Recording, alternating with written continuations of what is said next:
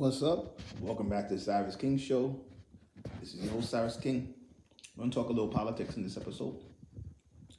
Jamaal Bowman, representative from New York, lost. And, he's also a squad member. And if the squad has been taking a little heat because, I wouldn't even say they're constituents. I would say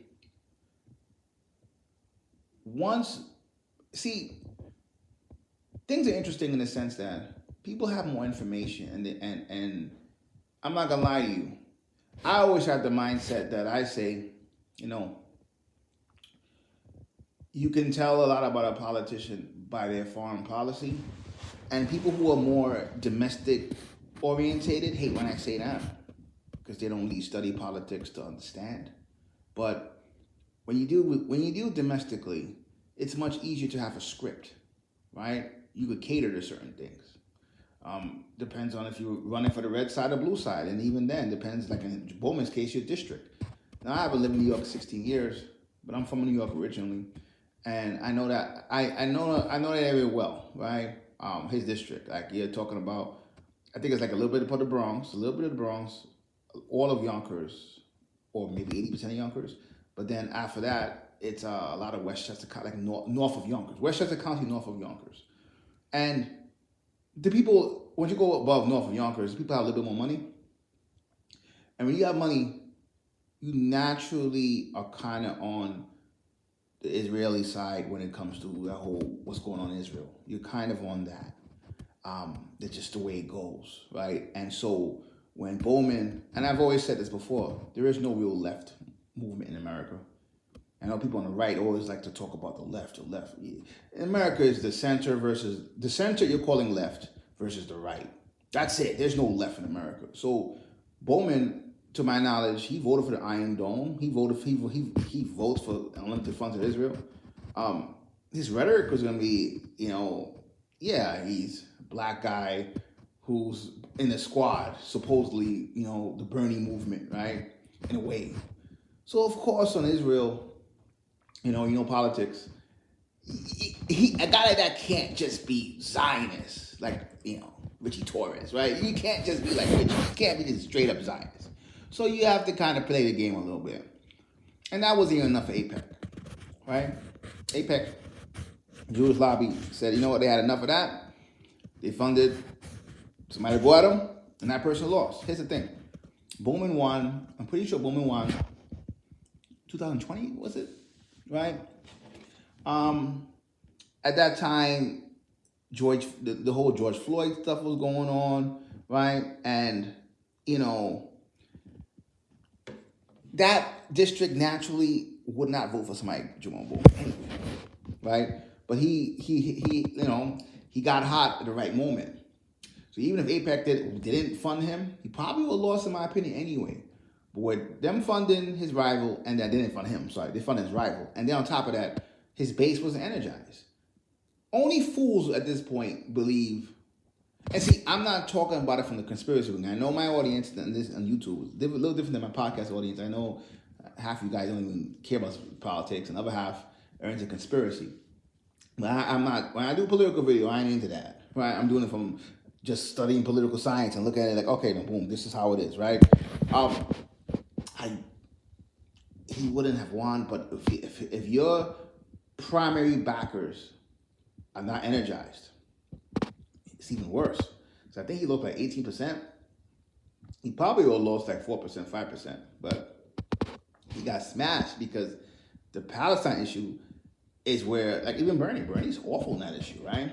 And so that issue kind of reveals, like, I treat that's almost like foreign policy, where if somebody stands on that, kind of reveals a lot politically, without question. And you could even tell, if you're from the Democratic side, you can pretend a little bit more. You could talk about, I want this two-state solution and blah, blah, blah. You could pretend a little bit more. Israel has the right to exist. And again, I haven't even gave my thoughts on that topic this much. I will. And I do believe that is, like, I have a thing politically where I say, when two brothers are fighting, I try not to get involved. So Russia and Ukraine, Israel and Palestine, when you get involved and when brothers fight, a lot of times the side you pick, yeah, it can be based on, and I think Israel and Palestine is a little different because Israel, America and Israel have always been kind of connected in a sense, and America's a Christian country, and when they say Judeo-Christian culture for the West, I mean Judeo-Christian culture. So I do think Islam will be aliens to Americans in a sense. So I just think America naturally will lean towards Israel anyway. Then you get the people who say they don't care, they're not taking any side. Even if you're not taking any side, again, when you say you're not taking any side, that's Israeli side anyway, right? Especially if that person's black. If somebody would have been like, hey, you know what, slavery happened, I'm not taking a side.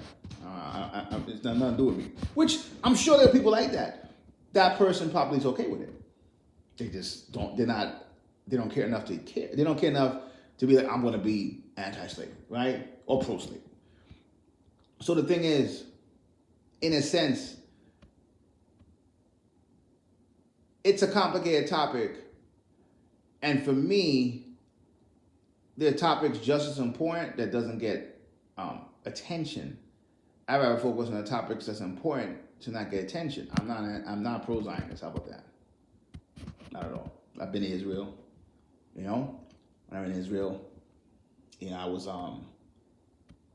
what's it called? Like at the time, like I'm from New York, so I know a few Jews. I grew up with a few Jews and stuff like that, and there's elements of my family that kind of is into real Judaism, not Hebrew Israelite shit. So, somebody looks at that, he'd be like, naturally, you would fall on the Israeli side, and spending time with certain various Black Power movements at the time, and studying world history and going there myself and seeing, oh, this is not great for the other side. As a humanist, I can't get down. I'm always going to support humanity, right? And humans be treated like humans. So I'm never going to support that shit. I'm going to keep it 100. But, like I said, there's plenty of people, because I do think it is layered. It's not as cut and dry as even the people who are pro-Palestine want to say it is. I do admit that.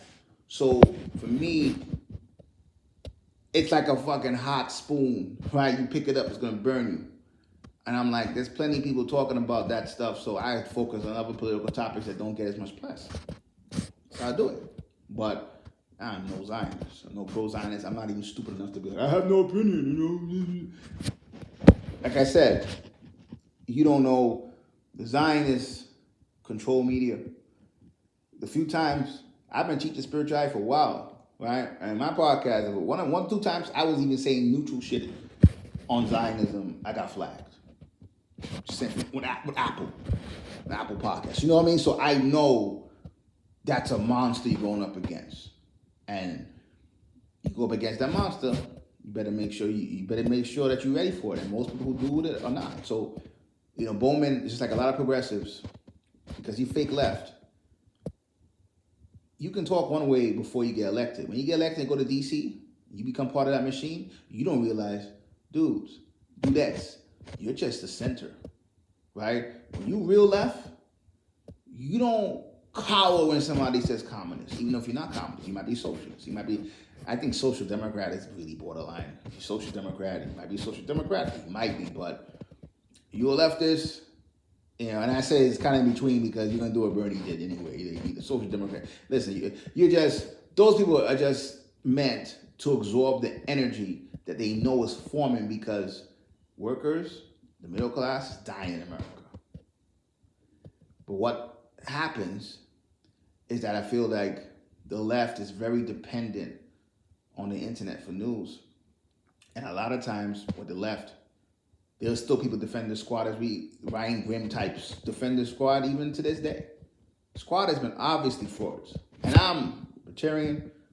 It's not my politics anymore. I used to be left when I was young. Not my politics anymore. It's libertarian. I don't give a fuck. Do what you want to do. But just looking at it from an observer, the squad's been proven to be fake. It's obvious, right? But they were still defended. Just like the 2 issues, Israel-Palestine, Ukraine-Russia, right? It's easy for fake progressives to try to be pro-Palestine without being too anti-Israel in their mind and trying to play chess. Now, that's not enough for AIPAC. AIPAC still don't like that. They got Bowman out of there. He's by no means pro-Palestinian, no matter what he says. But still didn't like that. But Russia and Ukraine, your opinion on that, I look at it a little bit more because the fake left, or what Black Revolutionary News Network and people like that call, what is it? The NATO left? That's so true. They're pro-NATO. If you look at the global south, whether it's in Africa, whether it's in Latin America, whether it's in the Middle East, very few as a collective people took Ukraine's side. Very few. Very few. But you look at leftists in America, Russia is invaders, blah, blah. It's different because leftists in America are not real. Just saying, they're not. You know why? You know how you know that too? Because they don't even ask themselves, how come the whole global south? Because leftists in America, so-called, they're not really leftists. Progressives in America are suburban, educated motherfuckers who they're left on certain topics to make themselves feel better in their minds, but they're really from the center. Where if you're left, and I say this as a person no longer left, you're not supposed to be pro-imperialism. Yes, Russia invaded Ukraine, but Russia invaded Ukraine responding to American imperialism. And we would have done the same. Right? It's obvious. So I look at what you do with that a little bit more because it's easy to give lip service, especially now on the Palestinian stuff. Especially if you're on the internet and you have your brand on the net, social media, and the young is pro-Palestine. Yeah. I'm not going to say it's easy. It's not. Because, look, Bowman wasn't pro-Palestine like that. He pretended to be a little bit. He got canceled. So I do admit, I'm not going to say it's easy. But I don't all the time, I can't, it's easy. Like, it's easy to be a Democrat. Let's just say, instead of saying left, let's say Democrat. Because sometimes that's not the same thing. It's easy to be a Democrat. Easier and be anti-Zionist than it is a Republican. So we look at Candace Owens taking a stand she took. I respect that. Whether I don't agree with her, everything she says politically, I like her a little bit more now, but I wouldn't call myself, I still think she's a grifter. I still think I don't want to diss her. I'm just saying she has a lot more to prove to me before I go, I'm pro-Candace. When you're on her side, it's harder to do. Much harder to do. So I respect that a little bit more, So, and then, on the right side, it's a little opposite. If you're on the right side, the right wing, if you're anti-interventionism or you want everything for America, you might not be. You would be against Ukraine war just for that. It would have nothing to do with imperialism. So politics is complicated, but it's not a complicated reason why Jamaal Bowman lost.